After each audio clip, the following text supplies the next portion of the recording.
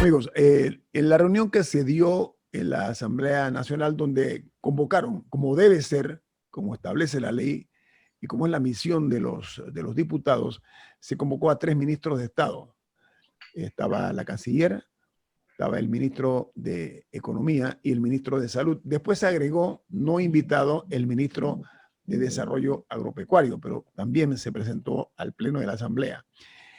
Dentro de las perlas declarativas que se dieron en una extenuante carrera donde resultaron los más preguntones, una diputada y un diputado, uno independiente y una del PRD, el señor ministro Héctor Alexander, él anunció en la Asamblea que vendrán cambios cambios estructurales en el sistema impositivo del país. Estamos hablando entonces de un ajuste fiscal, posiblemente porque dice que estamos marchando en el mundo hacia una economía digital. Y el solo hecho de que estamos llegando a hacer una economía digital implica, dijo el ministro Alexander, que tiene que haber cambios estructurales en el sistema impositivo de nuestro país. La pongo sobre la mesa para que analicemos esto. Ahora, hay un gran debate, perdón Rubén. La situación económica de Panamá es bien delicada y nosotros no nos vaya a pasar como en Argentina, donde las jubilaciones, que tenían jubilaciones, pues aquí en Panamá hay jubilaciones de $7,000, $8,000, $9,000, que son cosas que alcanzan la gente, sobre todo los miembros de la Policía Nacional, los miembros del órgano judicial que tienen salarios altos, los magistrados de la Corte, y así sucesivamente. Sí, pero entonces, hablando de cambios estructurales en el sistema impositivo, Rubén, el tema es ese, el tema es cambios estructurales en el sistema impositivo anunciado por el ministro Alexander. Ese es el punto aquí. Lo demás ya sabemos, eso ya se ha hablado. Sí, pero ¿qué está pasando? Que hay una crisis real económica de Panamá. Por el relajo que hemos tenido con las pensiones. Entonces, eso está agravando la situación financiera del país y del Estado panameño. Entonces, tenemos que tener cuidado, porque en cualquier momento hay crisis. Es impensable que se haya descalificado inclusive al Canal de Panamá, que es a la ACP, que es una empresa bien manejada, pero ya no va a tener las ventajas, y Milton yo creo que nos puede explicar eso. No, yo creo que yo lo que quería que quería contribuir a lo siguiente: en una economía parada a la fuerza, parada por razones que no son responsabilidad del tejido socioeconómico, subir impuestos es una mala idea. Bien, habiendo dicho eso, si el Estado está teniendo más gastos de los que puede tolerar sus ingresos, tiene el Estado que hacerse más eficiente en los gastos y no tanto castigar al sector productivo que está prácticamente noqueado y algunos ya en coma y otros muertos con nuevos impuestos. Habiendo dicho eso y usando el argumento del ministro Alexander, a nivel internacional, para no decir mundial, hay un planteamiento de lo que le llaman el impuesto Google, y es que las grandes empresas que han hecho más dinero que nunca, que valen más que nunca, como Google, Facebook, la propia Apple en la parte de sus apps, Amazon, venden a través de Internet a personas en un territorio fiscal, pero no tributan ni siquiera el impuesto de consumo en ese territorio fiscal. Y lo que se está planteando es una especie de impuesto universal al consumo, el ITBMS, que pagarían o que tendrían que retribuir las empresas a los estados donde está la persona que hace la compra. Entonces sí tenemos que discutir eso, porque el futuro del comercio se va cada vez más a lo virtual, cada vez más a través de plataformas que no tributan en ninguna parte y que están reemplazando una actividad económica que era parte de ese tejido del que hablamos al principio. Entonces, sí podemos discutir si Panamá debe incorporarse a lo que se llamaría el impuesto Google, que realmente es a todas las empresas que activan relaciones económicas a través de plataformas de Internet. Lo único es que en Panamá el ITBMS es 7% y en países como España el impuesto correspondiente es 21 o 22%.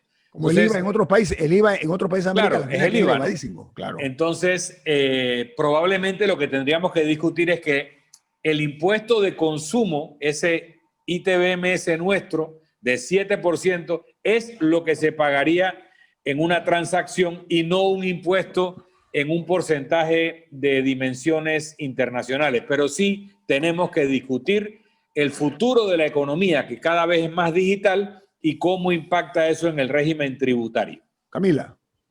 Varias cosas. Primero, sobre el tema de que muchas personas interpretaron, o quizás eso sí es lo que quería decir el ministro, que él se refería a un aumento de los impuestos cuando habló de reestructurar el régimen fiscal.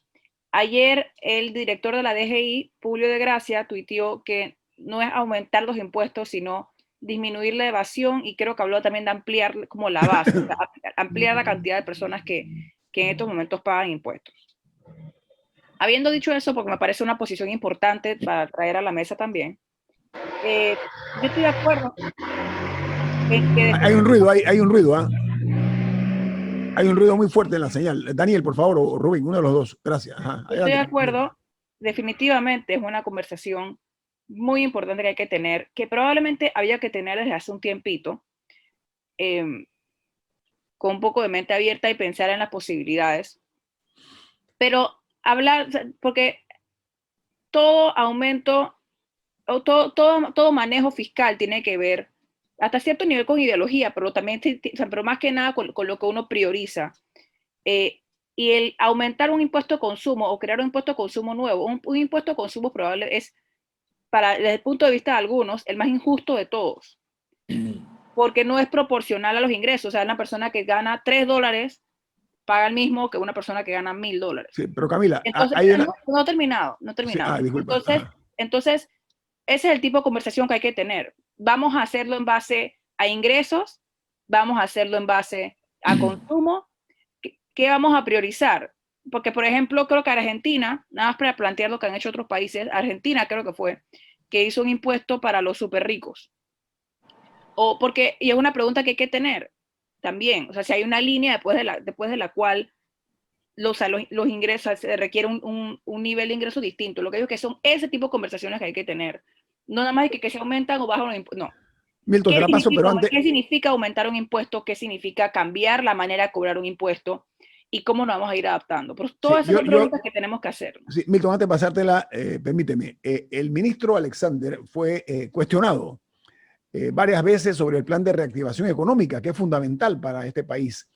Y no hubo ninguna respuesta transparente, clara, en cuanto, y mucho menos impactante o contundente por parte del ministro. Y yo entiendo que el país necesita ese tipo de respuesta, pero también yo voy a poner sobre la mesa una necesidad ya que es incontrolablemente importante aplicarla, y es lo que se tiene que hacer una seria reducción del gasto público. La cosa también va por ahí. El gasto público ya hay que comenzar a ser más austeros por parte del Estado panameño, además de hablar mucho más claro, porque exactamente lo que estamos hablando nosotros se fundamenta en que se utilizan términos semiprofesionalmente técnicos que no son contundentes. Hay que hablar claro. O vamos a subir impuestos o qué es lo que vamos a hacer. Eso no quedó claro en la Asamblea, Milton. Sí, en el tema tributario, yo discrepo un poco del planteamiento que ha hecho Camila, y que es un planteamiento clásico. No se lo estoy atribuyendo a una sola opinión de ella, sino a lo que generalmente se considera lo que son los impuestos regresivos, etcétera.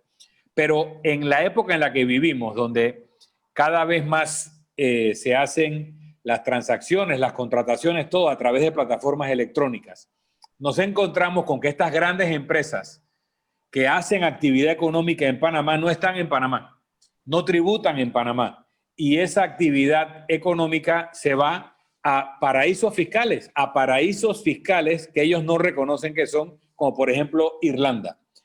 o Liechtenstein o Luxemburgo, porque en las listas de la Unión Europea nunca meten esos países o rara vez lo hacen. Habiendo dicho eso, la realidad es que los impuestos tal y como están estructurados solo los acaba pagando completamente la clase media. Las personas muy ricas tienen vehículos fiscales para evadir o para reducir lo que tributan porque hacen estas fundaciones, sociedades, etcétera. Se cobran a sí mismos en entidades que están en otros países, incluyendo los Estados Unidos, y no tributan. Los muy pobres no llegan al nivel de tributación y reciben además subsidio. Entonces, toda la carga fiscal cae sobre la clase media y eso es muy injusto.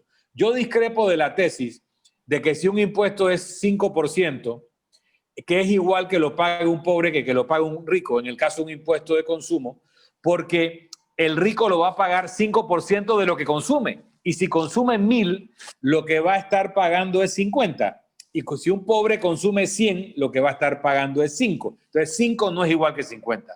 El rico está tributando más porque consume más. Y esa es la idea del impuesto del consumo. El impuesto del consumo es el más difícil de evadir y por eso la tendencia es a simplificar los impuestos en 3 impuestos. Impuesto al patrimonio, impuesto a la renta, que cada vez es menos fácil de cobrar, y el impuesto al consumo, que todo el mundo acaba teniendo que pagar en la medida que las transacciones se hacen y difíciles de evadir con las transacciones electrónicas, donde automáticamente se pudiera grabar la transacción a través de contratos inteligentes o a través de blockchain. Termino porque sé que tenemos que ir a un cambio. Sí, mira. En el tema del gasto que hablaba Ñito, también es muy importante.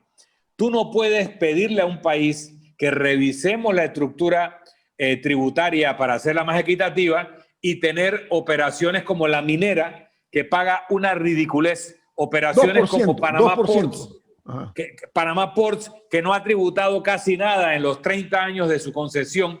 Y así te pones a ver a las grandes concesionarias de activos estratégicos, que puede ser la posición geográfica o la riqueza mineral y otras, que no tributan, y esas le damos el free pass. Y aquí nos ponemos a discutir si subimos el ITBMS o si la clase media debe pagar más impuestos sobre la renta. Entonces, ampliamos el regreso, Milton. Permiso. Exacto. No es justo que a las grandes empresas se les dé el free pass, que el gobierno gaste como si estuviéramos en época de bonanza, y aquí estamos hablando de subir el impuesto a la clase media. Pues sabes que hay una irrefrenable determinación de algunos funcionarios en imponer el absurdo. Y ese es parte del problema. Al regreso vamos a desarrollar el tema porque saben que tras que la manta no nos alcanza, pretender siquiera sugerir, algún tipo de impuesto adicional me parece que es suicida. Y yo quisiera advertirlo con tiempo porque este es el momento para pensar con una modestia casi que franciscana, sin pretender estar gastando más de lo que tenemos y más de lo que nos está costando hoy día la vida a todos los panameños. Viene más aquí en Info Análisis. Este es un programa para la gente inteligente.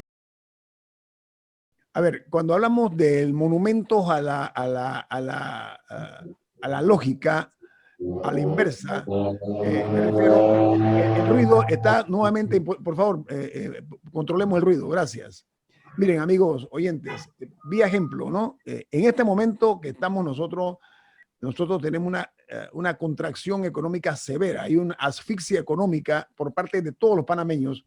Ahora se está hablando de que el costo de la línea 3 del metro se va a elevar 360 millones de dólares más, ¿ok? Además de los 2.500 que va a costar, que es una obra necesaria, evidentemente, porque eso va a aliviar mucho el problema que tenemos entre el sector oeste y la capital de la República.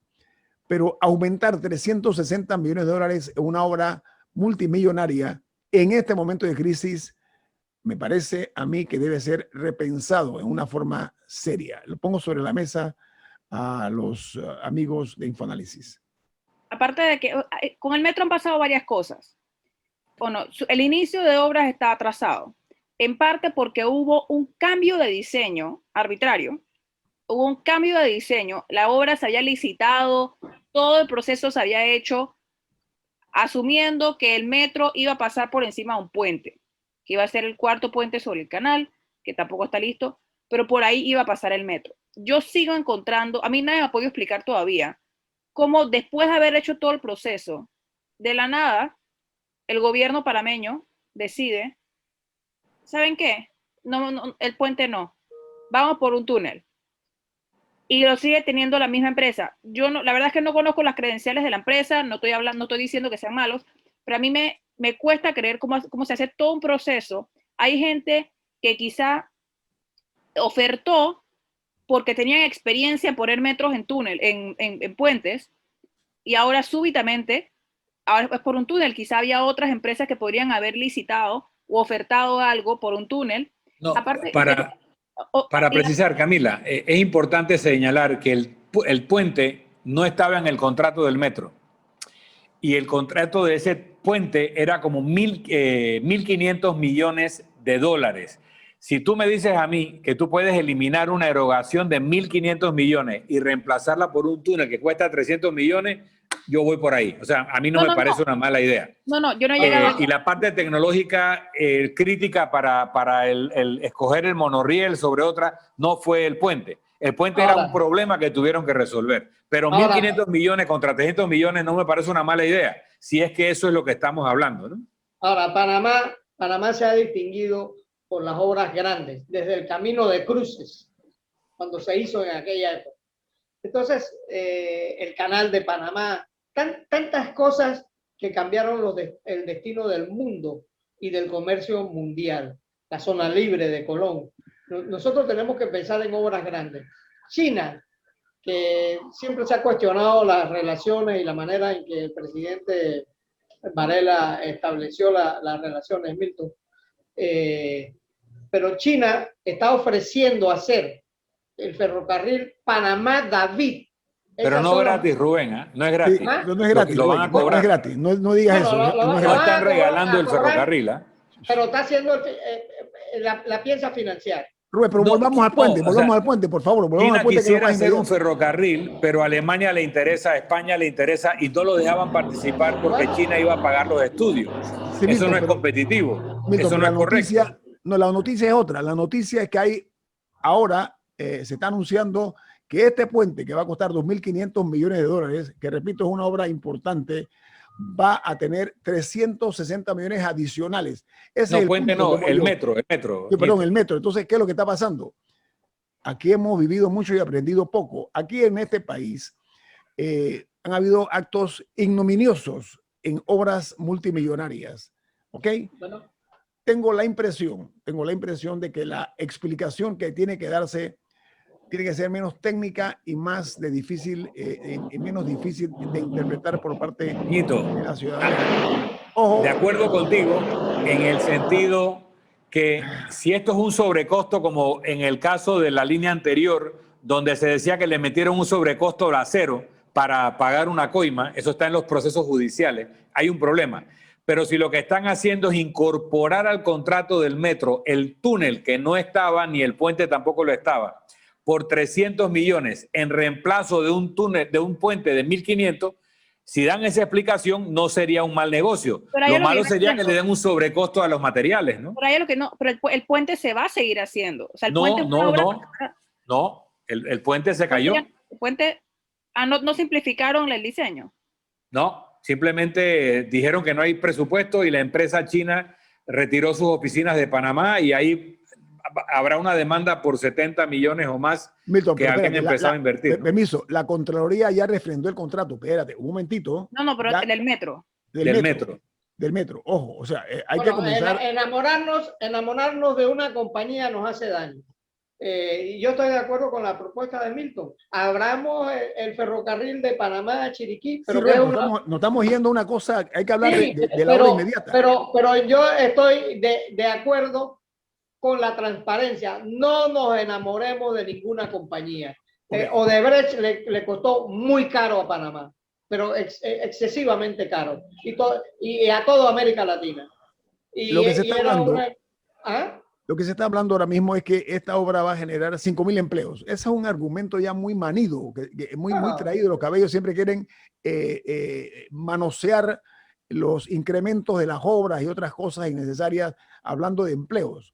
Así nos dijeron con la mina y trajeron trabajadores de Filipinas. De afuera. Bien, eso por una parte. Entonces, y Panamá lo ha soportado. Panamá lo ha soportado porque no había ninguna explicación para traer esos 3.000 filipinos que traemos. Lo que yo quiero señalar es que la Contraloría ya refrendó el contrato de la línea 3 del metro. ¿Ok? Eso ya es un hecho que unirá Panamá con lo que me parece a mí que es desafortunado es hablar de aumentos, de incrementos de 360 millones. Aquí nosotros hablamos de 360 y 500 millones como si fueran 500 centavos. Ese irrefrenable interés en hacer obras mastodónicas con cambios y adendas, ahí es donde está la posibilidad de cualquier tipo de acción. Guillermo, ese es el destino de Panamá. No, señor. Nosotros tenemos los puertos del mundo que más grúas pórticas tienen son los de Panamá. Es increíble. El país que más grúas pórticas tiene en América Latina es Panamá. Esto no tiene nada que ver. No, sí tiene que ver. El canal de Panamá es una obra fundamental. Y nuestra historia empezó con el camino de cruces. Nosotros tenemos que soñar en grande, Guillermo. Estamos hablando del metro. Estamos hablando del metro. El metro es una obra que es el orgullo de Panamá. No importa lo que haya costado. Estamos hablando de la línea 3. Regresando a lo que decía el señor Milton, porque yo sí había visto las declaraciones, había escuchado, había leído las declaraciones del ministro Alexander, que había dicho que en el presupuesto 2021 no se contemplaba la construcción del cuarto puente, pero ya el cuarto puente murió definitivamente, porque eso es algo que yo la verdad es que no tengo claro. En Panamá tenemos un problema. Hay una poesía que dice panameño, tú siempre dices que sí. Aquí no le gusta decir que no a nadie. Tú negocias con alguien algo y si no quiere hacer contrato contigo, no te vuelve a llamar, no te dice no. O sea, hay una mala costumbre, pero la realidad es que no hubo presupuesto para el puente en el 2020, no hubo presupuesto consignado para el 2021. Las autoridades gubernamentales dicen que no hay previsto asignar presupuesto para el puente y la empresa china que lo iba a construir cerró sus oficinas el año pasado y se fueron. Te repito, habiendo invertido, dicen ellos, 70 millones de dólares que nos van a demandar y todo lo demás.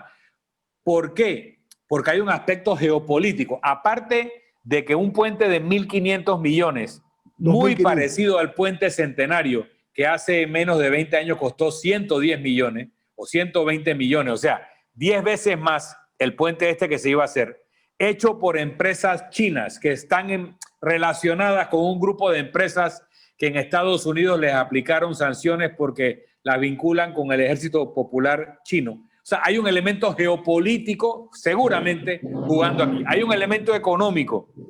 Hombre, si tú puedes hacer pasar la línea del metro por un túnel de 300 millones o 400 millones versus gastar 1.500 millones en un puente y el país está como está, pues hace sentido la alternativa.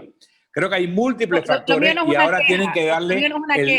Es búsqueda de una aclaración, porque yo no había visto nada que el proyecto fuera cancelado.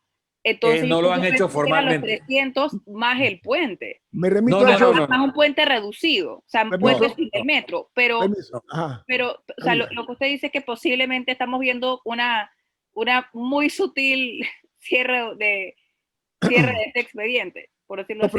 Yo quiero concentrarme en una realidad. Miren, todos estos proyectos multimillonarios, algunas obras que no se terminaron, otras que eran innecesarias, otras que eran una oda, era un canto, una expresión, yo diría que hasta innecesaria en su momento de dilapidar dinero, y las obras están ahí, muchas inconclusas. Las malas decisiones que se han tomado son facturas que estamos hoy pagando. Hoy estamos pagando las facturas esas de ayer. Ahora, tomar una mala decisión en este momento, en medio de esta crisis pandémica que estamos y financiera y económica que estamos viviendo, tomar una mala decisión, yo tengo la impresión de que eso va a quedar como parte de un anecdotario infeliz que este país no se merece. Este no es el momento para estar nosotros manejando los dineros del Estado como si estuviéramos en los tiempos de las vacas gordas. No, estamos en la época de las vacas famélicas, de las vacas flacas. Hay que entenderlo de una vez y por todas. Yo Y estoy en esa de acuerdo. misma... Permíteme, Sí. Milton, por favor, gracias, agradezco mucho. No hay que provocar la irritación social. Tenemos que ser prudentes, sobre todo porque esto genera turbiedad en los círculos de poder, porque la gente, como estamos nosotros aquí diciendo, un día dice una cosa y otro día también. Entonces, esa pretensión de aplicar una dosis de amnesia a la opinión pública, hablando de que vamos a generar tantos empleos. Yo estoy de acuerdo que generen empleos, pero las cuentas claras y chocolate espeso. Yo creo que la cosa aquí es tener prudencia y no estar inventando adendas ni que hay que hacer cosas de más. Hagamos el puente bien hecho o lo que haya que hacer para la línea 3 del metro, pero dentro de los parámetros que exige el momento en este país. No estamos para estar despilfarrando dinero alegremente, señoras y señores, pero hay que ser mucho más que todo claros en todo lo que se haga y lo que se diga. Yo exhorto única y exclusivamente a la honorabilidad y la integridad de quienes tienen hoy en sus manos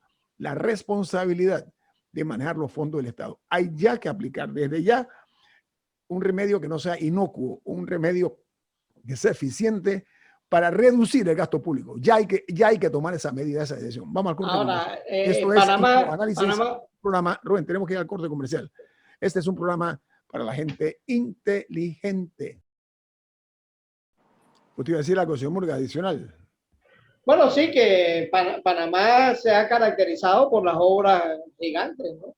Independientemente de lo que hicimos los puertos más grandes de América Latina, que por cierto, lo que no hemos sabido es cobrarle a las empresas que hicieron los puertos. Le hemos regalado prácticamente la presencia en Panamá y tienen puertos importantes en el Pacífico y en el Atlántico.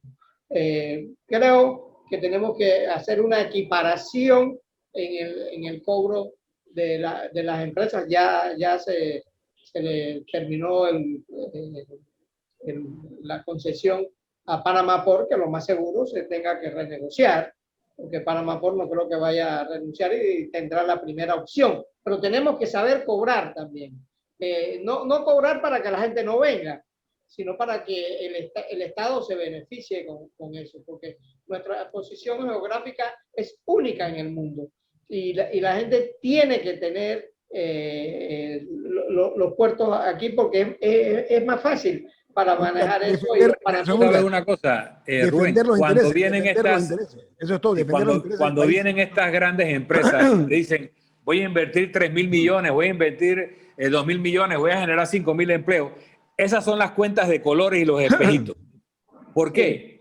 Porque no le dan ningún valor. Dice, oye, si yo invertí 3.000 millones, tengo derecho a ganarme todo el dinero. Pero es que tú te estás llevando 450.000 millones en material mineral cobre, o tú te estás aprovechando de una posición geográfica que no tiene otro país y que sí tiene Panamá, y eso tiene un valor. Y Panamá tiene que aprender a cobrar lo que vale su riqueza de geográfica o mineral o las demás que generan esas oportunidades de negocio. Pero aquí nos ponen las cuentitas de colores, nos ponen los espejitos y nos echan cuentos. Y mientras tanto, lo que realmente es importante para este país no son esas grandes inversiones, porque la plata se va para otro lado. Son las pequeñas y microempresas. Aquí han anunciado que trajeron $1.000 millones para inyectarle a la microempresa. Pero como lo están haciendo a través de la banca y la banca tiene que portarse como banco, nadie ha podido acceder a esos créditos porque están quebrados. La gente que necesita capitalizarse, si tú le pides un estado financiero,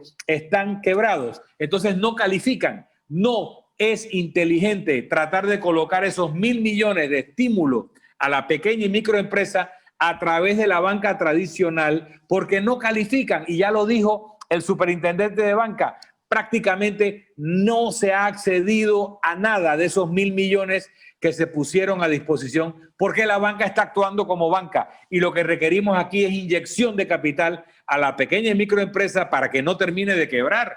Eso es lo importante, ahí hay que prestar atención, no esos grandes espejitos y cuentas de colores que nos quieren echar ahora. Mira, aquí ya hay que detener de una vez y por todas ese tipo de iniciativas que parecen impensadas, ¿no? Ahora hay que comenzar a actuar. Primero, hablar sin rodeos. Eso es importante. Hay que decirle la verdad, aunque duela a la ciudadanía. Y la realidad es palpable. Ahí está, se nota que estamos en una situación realmente crítica, nosotros producto de la pandemia. Ahora, esto puede provocar también que se aumente el sonido de las voces de los excluidos. No hay que dejarlos por fuera. Eso que dices tú, Milton, de la pequeña, la micro y pequeña empresa, hay que mirar más hacia allá, porque en Panamá se construyó una clase media sólida, una clase media profesional, una clase media que ha generado impuestos importantes para la nación y hoy día es una clase media que hay que reconocerlo, que producto de los efectos políticos negativos en algunos casos han ido secándose sus recursos producto de la pandemia, entre otras cosas. Entonces, dentro de la cadena de mentiras que se han ido construyendo en las últimas décadas y sobre todo con los excesos que también se han llevado a cabo en obras innecesarias, en obras que eran más que todo para satisfacer egos, tema de egolatría, tenemos que comenzar a ser más modestos, más cautos en cuanto a lo que es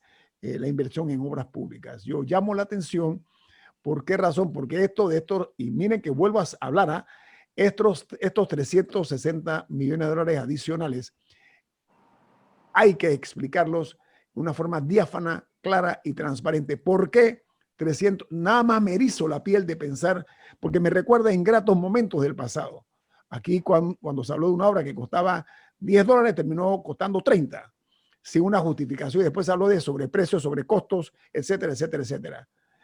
Yo llamo la atención porque hay un compromiso con el país en este momento que hay que mirar. Y yo exhorto, como siempre, con las consideraciones propias, a que el gobierno nacional explique por qué estos 360 millones, que lo estamos necesitando para medicinas y para muchísimas otras cosas más. Camila. Definitivamente hay que priorizar la inversión pública en obras que generen desarrollo. El caso, nadie duda de la necesidad de la línea 3 del metro. Definitivamente, por años, el drama diario de los que viven en el oeste de la capital está más que documentado. Esa es una obra necesaria. O sea, ofrecer una solución a los ciudadanos del oeste es una obra absolutamente necesaria, fuera un metro, fuera un ferry, fuera lo que fuera. Pero es muy importante también, habiendo dicho eso, que invirtamos en más que cemento. O sea, no todo puede ser obras enormes, que si un puente, o sea, hay que pensar también en cómo invertimos en desarrollar capital humano que nos prepare para el futuro, porque ahora más temprano que estábamos hablando de que ahora las economías se están volviendo digitales, ¿cuántas personas están siendo dejadas atrás por estas economías que se digitalizan cada día? Empezando por la cantidad de panameños que no están bancarizados, por ejemplo, y que no tienen acceso a esa economía, y que a medida que mucha gente se mueve hacia allá, no tienen posibilidades siquiera de poder alcanzarlo lo más mínimo. O sea, también hay que concentrar algo de nuestro presupuesto en tratar de levantar a estas personas o ponerlas a un nivel, ofrecerles oportunidades en las que puedan tener acceso lo que tenemos, Camila, a este tipo de ventajas. Lo que hay que Camila, es tropezar dos veces con la misma torpeza, es lo que estoy llamando. Pero Guillermo, yo muy de acuerdo con Camila, pero nosotros tenemos una clase de obreros especializados. Nosotros tenemos los grueros de Panamá que ganan, es impresionante el salario de la gente que maneja las grúas pórticas. Panamá es la principal potencia en grúas pórticas de América Latina. Entonces, nosotros cada día estamos especializando más a los obreros, que yo creo que va a ser muy buena la idea de Panamá Oeste. Acercar Panamá Oeste a la ciudad de Panamá es impensable que no, pero también hay que desarrollar Panamá Oeste. No puede ser que la gente de Panamá Oeste tenga que venir a la capital para trabajar. Sí. Ya es otra provincia. Si uno va a Chorrera es un mundo. O sea, lo que hay que hacer es llevar empleos allá. No, yo totalmente de acuerdo. Panamá Oeste debe ser una factoría permanente. Así como la zona libre de Colón ha perdido pujanza. Panamá Oeste puede convertirse en un centro industrial de Panamá. Y yo estoy totalmente de acuerdo que la gente de Panamá Oeste no tiene que venir, porque necesariamente tener que venir a trabajar en Panamá y vivir en no, Rubén, aquí la posición, Camila, la posición nuestra, no estamos cuestionando el hecho que se logre, esta comunicación más eficiente entre el sector oeste y la capital de la República. No, ese no es el tema. El tema es que es una obra de 2.500 millones de dólares, que es una obra importante aquí y en cualquier país del mundo. Ahora se está hablando de 360. No, pero yo no estoy hablando de eso tampoco. Permiso. Nos han dejado hasta ahora endeudados hasta la posteridad. Hay que entenderlo.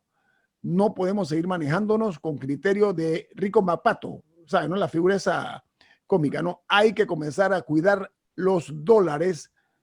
Hay que comenzar a cuidar cada dólar que se invierta en la cosa pública. A eso me refiero yo. Bueno, yo no estoy hablando de eso. Lo que estoy diciendo es que no podemos tener una economía basada en la construcción y que hay otras avenidas que generen. Eso nunca iba a ser sostenible. Tener el 17%, no sé ni cuánto era del PIB basado en la construcción, eso jamás iba a durar para siempre. Eso siempre se iba a acabar en algún momento. Entonces, lo que hay que hacer es buscar esas otras avenidas, invertir en otras. O sea, no puede ser que todo el presupuesto se quede en la ciudad de Panamá. O sea, aquí hay que descentralizar un poco, hay que generar desarrollo verdadero en otras áreas del país. No, los centros comerciales ya no se los pueden llevar, ya están allí. Yo ayer visité Albrook Mall y es un desierto y me da lástima ver eso. O sea, ya los rascacielos en Panamá ya están construidos. Los centros comerciales, hay exceso de centros comerciales, como hay exceso de restaurantes en Panamá, porque todo el mundo empezó a invertir en la ciudad de Panamá y no en el resto del país. Y eso le ha hecho daño a la economía de Panamá y a la economía empresarial. Panamá está lleno de apartamentos vacíos y de locales comerciales vacíos, pero por centenares. Y no sabemos que eso le ha hecho daño al país. Entonces tenemos que ayudar a reorientar al capital panameño hacia dónde tiene que caminar. Porque ya no se soporta un rascacielos más en Panamá. Están vacíos. Y los centros comerciales vacíos en Panamá. Bueno, yo lo que pido como ciudadano es que estos 360 millones adicionales sean bien explicados. No tengo duda que razones tendrán desde el punto de vista técnico o el que sea, pero explíquenlo, porque ya la Contraloría había refrendado el contrato, ¿ok? Y ahora estamos hablando de repente de 360 millones adicionales. 360 millones en tiempos buenos son importantes, en tiempos de crisis son doblemente importantes. A eso me refiero. Y lo hago como un llamado de atención porque ya estamos agotados de estar escuchando lo que parece ser la misma canción de ayer, de que de repente van agregándole millones y millones a las obras. Yo reitero, en cuanto a nuestra posición, es importante esa obra porque ya tenemos que lograr mejorar la calidad de vida de los miles, decenas de miles, cientos de miles de panameños que viven en el sector oeste. Y eso va a ser importante para el desarrollo de nosotros como país. Pero todo tiene que hacerse de una manera transparente y clara, de la mejor manera para que las obras en Panamá vuelvan a ser orgullo de nosotros y no beneficio para unos cuantos avivatos. A eso me refiero. No sé si quieres decir algo, Milton, un minuto. No, yo reitero mi opinión de que todas estas mega obras sean hechas por el sector público o sean mediante contratos con empresas, no benefician al pueblo tanto como si dedicáramos el esfuerzo a la pequeña, a la microempresa, a la educación vocacional que habla Camila, a reentrenar a las personas en las nuevas capacidades para la nueva tecnología, a revisar nuestra estructura tributaria para que corresponda con esa nueva economía que están haciendo. O sea, creo que esas obras faraónicas lo único que son es oportunidades para que los avivatos se enriquezcan a costa de nuestros bienes nacionales o para que unos cuantos se enriquezcan a través de los favores y prebendas que les dan esos avivatos. Entonces, reenfoquemos la obra pública, reenfoquemos el presupuesto en la gente, en los panameños, en los trabajadores, en los pequeños empresarios, en los microempresarios. Allí tiene que ir el esfuerzo nacional, porque esa es nuestra riqueza y ese es nuestro futuro, y no esa que se acaba yendo a las grandes metrópolis fuera de Panamá, producto de esas obras faraónicas. Pero Milton, además tiene que ver con la paz social, que es importantísimo. También comenzar a ver eso de que aquí muchos tienen poco y pocos tienen mucho. ¿Nos vamos? Bueno, nos vamos disfrutando una deliciosa taza del café Lavazza, un café italiano espectacular. Café Lavazza, un café para gente inteligente y con buen gusto. Despide Infoanálisis. Nos vamos y nos vemos. Gracias. Hasta mañana.